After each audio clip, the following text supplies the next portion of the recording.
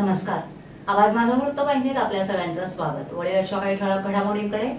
मासुंदा तलावाला दुर्गंधीची बाधा, धान्य महोत्सवाला ठाणेकरांचा भरभरून प्रतिसाद आणि अभिनेत्री नूतन यांच्या बंगल्यातील लूट प्रकरणी 5 दरोडेखोरांना अटक. आपलं शहर स्वच्छ, सुंदर आणि नेटनेटकं ठेवणं ही आपली जबाबदारी आहे, हो ना? मग उचला फोन आणि विना परवाना होर्डिंग्स, बॅनर्स कुठे दिसले तर 1800-222-108 या टोल फ्री क्रमांकावर कळवा किंवा 750-6946-155 या भ्रमणध्वनीद्वारे आपली तक्रार नोंदवा किंवा महापालिकेने तयार केलेल्या स्टार ग्रेड ॲप्लिकेशनद्वारे आपली तक्रार नोंदवा. त्याची दखल त्वरित घेतली. ठाणे शहराचं सांस्कृतिक केंद्र अशी ओळख असलेल्या तलावपाळी अर्थात मासुंदा तलावात पुन्हा एकदा कचऱ्याचे ढीग साचू लागले असून उन्हाळ्यात पाण्याची पातळी घटू लागल्यानं इतके दिवस तळाशी दडलेला कचरा आता काठावर दिसू लागलाय. खाद्यपदार्थ, निर्माल्य, मातीच्या मडक्यांमधून टाकलेली घाण, दारूच्या बाटल्या, नारळाच्या करवंट्या आणि प्लास्टिकचे ढीग या तलावाच्या चारही दिशेनं दर्शन देऊ लागले. या कचरा प्रदूषणामुळे मासुंदा तलावातील मासे मृत पावत असल्याच्या तक्रारी पुढे येत असून मृत माशांमुळे या भागात दुर्गंधी पसरली आहे. मासुंदा तलावाचं सुशोभीकरणाचं मोठाले प्रकल्प एकीकडे पालिकेतर्फे आखले जात असताना दुसरीकडे या तलावाला कचऱ्याचा विळखा पडल्यानं ठाण्यातील पर्यावरण प्रेमींमधून तीव्र प्रतिक्रिया उमटू लागली आहे. ठाणे शहराचं मध्यवर्ती ठिकाण, सांस्कृतिक केंद्र, मनोरंजनाचं आणि विरंगुळ्याचं हक्काचं व्यासपीठ, तरुणांपासून ते आबालवृद्धांच्या सकाळ संध्याकाळच्या फिरण्याचं हक्काचं ठिकाण म्हणून मासुंदा तलावाची ख्याती आहे. वाढत्या उन्हामुळे या तलावातील पाण्याची पातळी कमी झाली असून त्यामुळे इतके दिवस पाण्यामध्ये दडलेला कचरा पाण्याबाहेर आलाय. या कचऱ्याचं विघटन होण्याची प्रक्रिया सुरू झाली असून त्यामुळे संपूर्ण तलाव परिसरात दुर्गंधी पसरली आहे. विसर्जन घाटाच्या परिसरात नेहमीच कचऱ्याचं साम्राज्य पसरलेलं असतं. तिथे वर्षाचे 12ही महिने दुर्गंधी असते. मात्र ही दुर्गंधी संपूर्ण तलावाला येऊ लागल्यामुळे रहिवाशांमध्ये नाराजीचा सूर व्यक्त होतोय.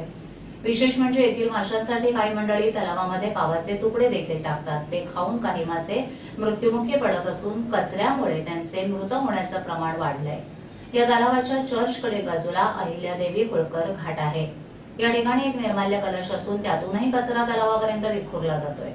तलावाच्या पाण्याचा रंग बदलून हिरवा झाला असून गडकरी रंगायतांच्या दिशेला पाण्यामध्ये जलपर्णी वाढू लागली आहे. जलपर्णी वाढणं हे पाण्याचा साठा मृत होण्याचं एक महत्वाचं लक्षण पाणी अभ्यासकांकडून व्यक्त केलं जात आहे. 10 ते 12 वर्षापूर्वी मासुंदा तलावातील अशाच प्रदूषणाविरोधात शाळकरी विद्यार्थी आणि ठाण्यातील सामाजिक कार्यकर्त्यांनी केलेल्या आंदोलनामुळे पालिका प्रशासनानं गांभीर्यानं या तलावाची काळजी घेण्यास सुरुवात केली होती. गणेश विसर्जनासाठी वेगळा घाटही तयार करण्यात आला. पाण्यामध्ये इलेक्ट्रॉनिक चक्र बसवून पाणी सतत फिरतं ठेवण्याचा प्रयत्न केलाय. मात्र तलावातील गाळ काढण्यासाठी कोणतीच व्यवस्था नसल्यामुळे तलावातील कचरा आणि गाळ वाढू लागलाय. विशेष म्हणजे पालिकेनं ही पावलं उचलल्यामुळे आता तलाव चांगला आहे असा समज होत होता. तलावाची जैवविविधता त्यामुळे पुन्हा एकदा धोक्यात आली असून त्याकडे दुर्लक्ष केलं जात आहे. या संदर्भात पालिकेचे माहिती आणि जनसंपर्क विभागाचे उपायुक्त संदीप माळवी यांच्याशी संपर्क साधला असता तलावाचं संवर्धन आणि सुशोभीकरणाच्या कामाला पालिका प्राधान्य देते. तलाव प्रदूषित करणाऱ्यांवर नक्कीच कारवाई केली जाईल. तसंच लवकरात लवकर तलाव स्वच्छ करण्यात येणार असल्याचं त्यांनी स्पष्ट केलं. शेतकऱ्यांचा उत्साह, शेतकऱ्यांना मिळणारा वाजवी पैसा, शेतात पिकवलेला माल थेट ग्राहकांना विकून त्यातून मिळालेला मोबदला. शेतकऱ्यांसाठी यापूर्वी शासनानं विविध योजना राबवल्या आहेत. शेतकऱ्यांनी पिकवलेला माल जर स्वतःच्या सातबाऱ्यासहित प्रमाणित करत असतील तर आपला माल ते थेट ग्राहकांना विकू शकतात. नाम फाउंडेशन आणि संस्कार संस्था यांनी जो शेतकऱ्यांच्या हितासाठी धान्य महोत्सव भरवला आहे त्यामुळे ठाण्यातील नागरिकांना योग्य मोबदला, चांगलं धान्य आणि डाळी मिळणार आहेत. ठाणेकर नागरिकांनी याचा अवश्य लाभ घ्यावा असं आवाहन ठाण्याचे जिल्हाधिकारी महेंद्र कल्याणकर यांनी केले. गावदेवी येथे आयोजित करण्यात आलेल्या धान्य महोत्सवाला ठाणेकर नागरिकांनी मोठ्या प्रमाणावर प्रतिसाद दिलाय. ठाणेकरांना एका उच्च दर्जाचं धान्य मिळालं. अशा महोत्सवाच्या माध्यमातून शेतकऱ्यांचा थेट नागरिकांना बाजारभावापेक्षा स्वस्तात धान्य मिळतंय. याचा फायदा सगळ्यांना होऊ शकतो. हा प्रयोग यशस्वी झाल्यानं शासन, राजकारणी, सामाजिक संस्था यांनी पुढाकार घेऊन असे महोत्सव आयोजित केले पाहिजेत असं आमदार संजय केळकर यांनी सांगितलं. धान्य महोत्सवाचं आयोजन करताना आम्हाला थोडी धाकधूक होती, पण गावदेवी इथे आयोजित केलेल्या धान्य महोत्सवात लोकांचा जो भरभरून प्रतिसाद मिळाला त्यामुळे एक प्रकारची खात्री पटली असल्याचं व्यापाऱ्यांनी सांगितलं. तुम्ही मार्केटपेक्षा थोड्या कमी भावानं विका, तो थेट शेतातून आलेला माल असल्यानं तो उत्तम प्रतीचाच आहे आणि दर कमी केल्यानं लोक जास्तीत जास्त खरेदी करत आहेत.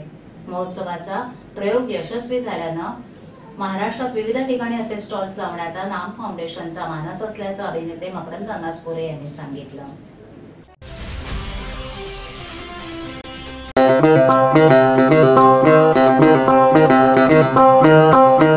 Zip your wallets, don't worry, money will travel swift and fast. Cause TJSB का नया है ये Magic Transapp app. Transapp zap, Transapp app. एक ही virtual ID से transaction है secure and safe. Just tap the tab of Transapp app and make your life all sorted. पैसा आया पैसा भेजा हो गया चुटकी का खेल. Simple, easy, fast है ये Transapp just like a finger snap. Transapp app, Transapp app. मोगरा येथील पारसिक डोंगरावर असलेल्या दिवंगत अभिनेत्री नूतन यांच्या बंगल्याच्या सुरक्षा रक्षकांना मारहाण करून बंगल्यातील मौल्यवान वस्तू दरोडेखोरांनी लुटून पलायन केलं होतं. या दरोड्यातील 6 दरोडेखोरांना मुंब्रा पोलिसांनी अटक केली असून यातील एक आरोपी हा अल्पवयीन आहे. या आरोपीकडून पुरातन काळातील तलवार सापडली असून त्यांनी गुन्ह्याची कबुली दिली असल्याची माहिती पोलिसांनी दिली. उदय मुखिकांत झा, सूरज तारकेश्वर सिंग, चंदन सतेंद्र सिंग, जितू रामसबत गौतम, चंदन शिवरतन पटवा अशी अटक केलेल्या आरोपींची नाव असून हे सर्व कळवा परिसरात राहणार आहेत. गुरुवारी पहाटे मुंब्रा रेतीबंदर परिसरातील पारसी डोंगरावर असलेल्या अभिनेत्री नूतन यांच्या बंगल्यात 7 ते 8 दरोडेखोरांनी दरोडा टाकल्याची घटना घडली होती. बंगल्यातील 3 सुरक्षा रक्षकांवर दगडफेक करत त्यांना तलवार आणि चाकूचा धाक दाखवत या दरोडेखोरांनी बंगल्यातील मौल्यवान वस्तू चोरी करून नेल्या होत्या. बंगल्याचे सुरक्षा रक्षक कैलास निवडकर यांनी या प्रकरणी शुक्रवारी मुंब्रा पोलीस ठाण्यात गुन्हा दाखल केला. याच दरम्यान मुंब्रा पोलीस ठाण्याचे वरिष्ठ पोलीस निरीक्षक रवींद्र तायडे यांना रेतीबंदर परिसरात 4 व्यक्ती एका रिक्षेमध्ये बसले असल्याची माहिती खबऱ्यांना दिली. तायडे यांनी परिमंडळ 1 चे पोलीस आयुक्त DS स्वामी आणि कळवा विभागाचे सहाय्यक पोलीस आयुक्त रमेश धुमाळ यांना ही माहिती देत रेतीबंदर परिसरात सापळा रचून रिक्षेतील या चौघांना ताब्यात घेतलंय. त्यांच्याकडे पोलिसांना दरोड्यातील 2 तलवारी, 1 चाकू, लोखंडी पाईप, मिरची पूड मिळाली.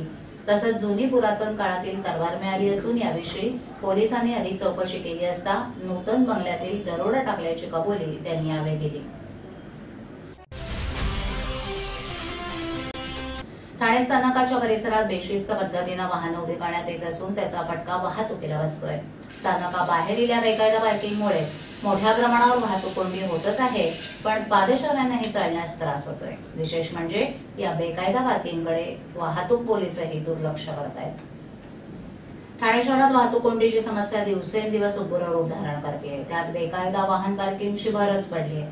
ही वाहन पार्किंग आता रेल्वे स्थानकाच्या मुख्य रस्त्यावर होऊ लागल्यानं वाहतूक कोंडीची समस्या अधिकच भीषण झाली आहे.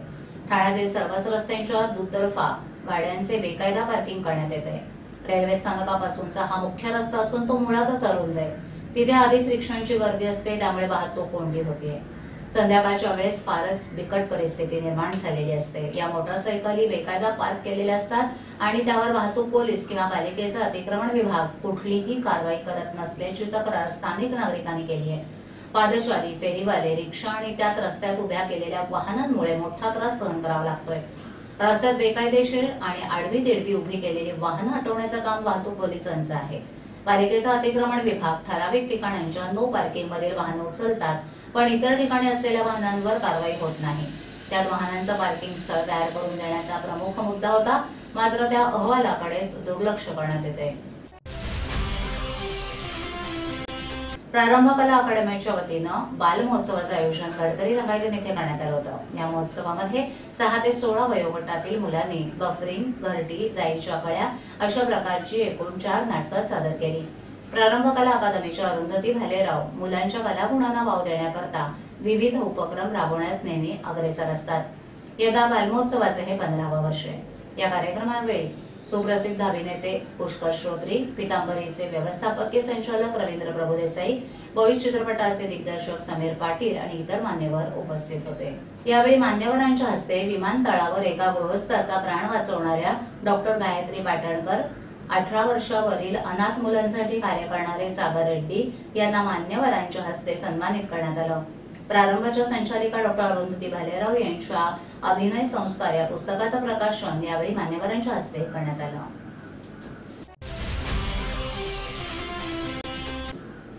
आजच्या ठळक घडामोडी शेवटी पुन्हा एकदा, मासुंदा तलावाला दुर्गंधीची बाधा, धान्य महोत्सवाला ठाणेकरांचा भरभरून प्रतिसाद आणि अभिनेत्री नूतन यांच्या बंगल्यातील लूट प्रकरणी 5 दरोडेखोरांना अटक। आपल्या विभागातील काही सूचना अथवा समस्या असल्यास आमच्यापर्यंत जरूर पोहोचवा। आम्ही तुमचा आवाज नागरिकांपर्यंत नक्की पोहोचवू।